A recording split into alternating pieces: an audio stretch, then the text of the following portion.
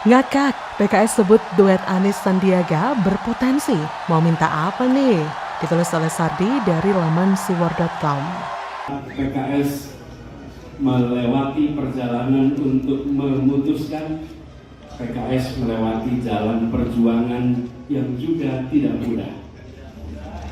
Banyak rayuan, banyak tekanan, dan juga mungkin ada ancaman. Tapi PKS tetap berpegang teguh pada prinsip bahwa ini adalah perjuangan untuk kemajuan bangsa, untuk perbaikan, dan insya Allah itu akan mendapatkan kemudahan dalam perjalanan. Proses musyawarah majelis syuro yang ke-8 pada hari ini, alhamdulillah,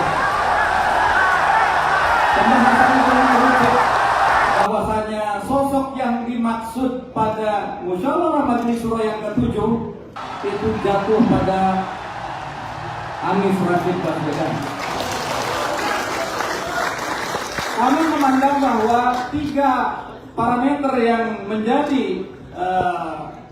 guidance pada musyawarah majelis syuro yang ke-7 itu dimiliki oleh Bapak Anies Rashid Baswedan PhD.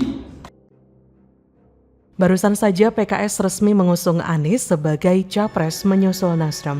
Seperti yang saya katakan di artikel sebelumnya, PKS tidak ada jalan lain selain mengusung Anies. Bisa dikatakan PKS terpaksa tak peduli apakah beneran dukung atau tidak dukung Anies. Berarti sudah komplit 3 partai yang resmi mengusung Anies ya. Tinggal cawapres yang masih belum diumumkan. Ini masih sulit ditebak. Tapi PKS yang awalnya ngebet banget Aher yang jadi cawapres malah bikin statement begitu konyol. Jubir PKS Muhammad Iqbal menyatakan Sandiaga Uno berpeluang diusung sebagai cawapres mendampingi Anies. Ia berkata, saat ini PKS belum menentukan cawapres, artinya Sandi masih berpeluang untuk bisa diusung PKS.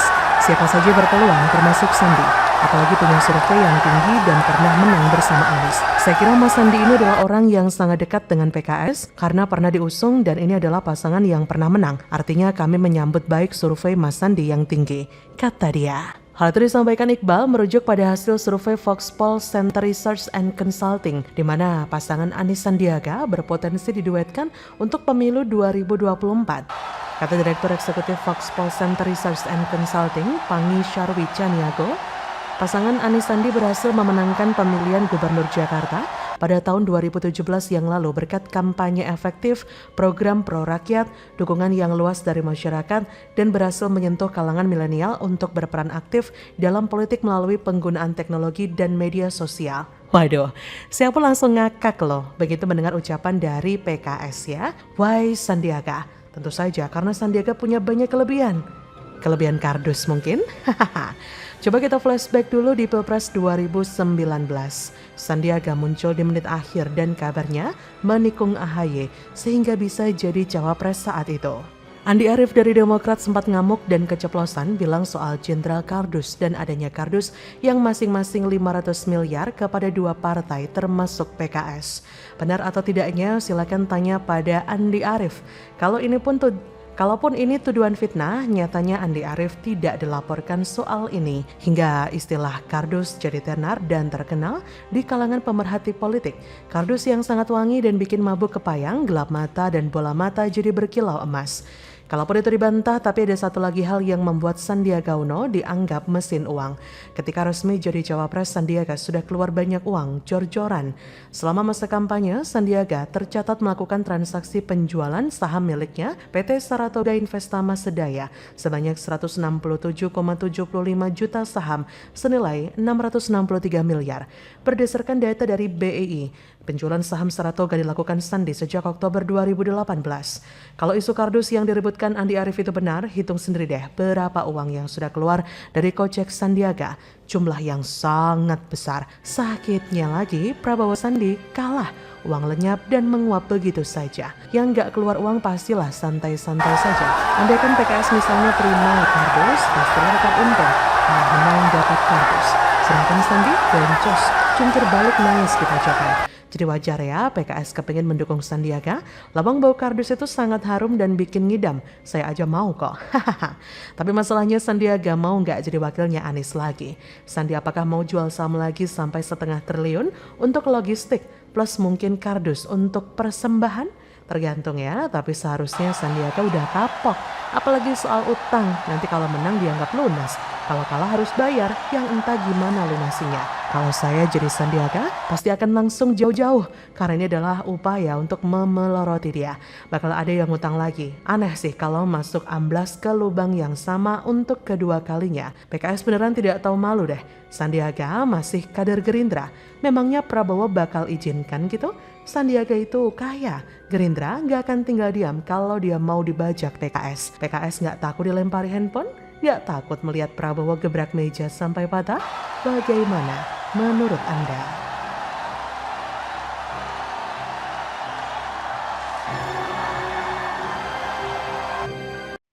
Dubes AS datangi kantor PKS, Anies akan dijadikan boneka AS 2024? Ditulis oleh Manuel dari laman siwar.com.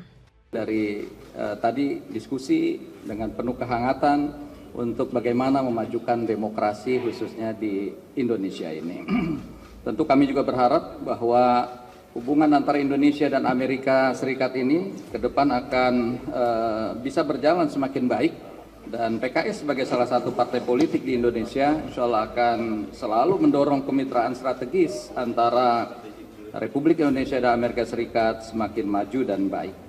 Strategi taktik bagaimana membangun jaringan, ya, jaringan-jaringan yang untuk mendukung calon-calon yang mereka senang, ya, dan menghambat calon-calon yang tidak mereka sukai. Itu pasti dibuat organisasinya, ada manajemennya lah. Nggak mungkin uang aja. Masa negara besar itu CIA mainnya uang, kan nggak mungkin. Kebanyakan itu kekuatan asing itu mendukungnya dalam bentuk yang kedua, proses intervention. Mereka tidak mau menunjukkan secara terang-terangan preferensinya kepada satu calon atau partai. Karena itu namanya bunuh diri. Kalau misalnya calonnya menang sih mungkin nggak apa-apa. Kalau kalah, nanti akan mengganggu hubungan politik atau hubungan diplomatik dengan negara yang bersangkutan. Jadi yang paling banyak adalah proses intervention.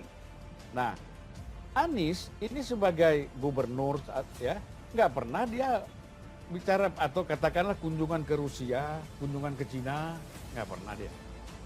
Partai Amerika lihat ini memang ya the second golden boy. Pak Idam, Pak Idam, tidak mengerucut Nah, Duta Besar Amerika Serikat datang ke kantor PKS. Ini sudah sangat jelas bahwa ada peranan Amerika Serikat di dalam Pilkada Jakarta. Juga kemungkinan besar akan ada dana besar dari Amerika untuk Pilpres 2024 nanti.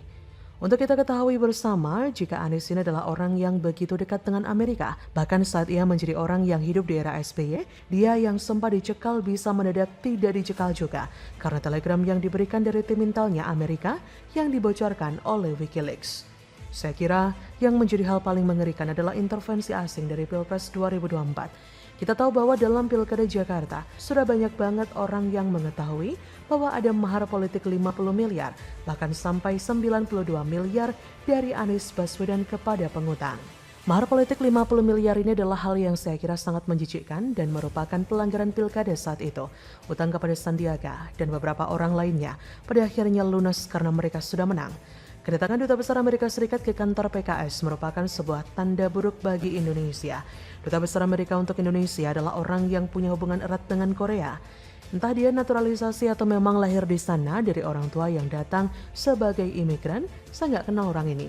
Tapi kalau dia mulai datang ke parpol, artinya sudah ada kepentingan politik yang seharusnya tidak menjadi bagian dari orang Amerika ini. Saya agak khawatir ya kalau memang betul ada intervensi Amerika yang jelas-jelas menjadi negara yang penuh dengan trik dan intrik politik, khususnya di daerah Timur Tengah dengan penguasaan minyaknya.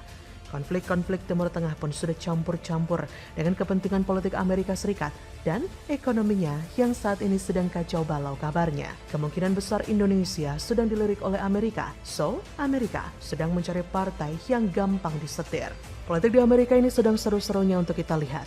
Amerika butuh uang dan memang menjadi hal yang paling make sense jika Anies Baswedan bisa disetir oleh Amerika menjadi bonekanya.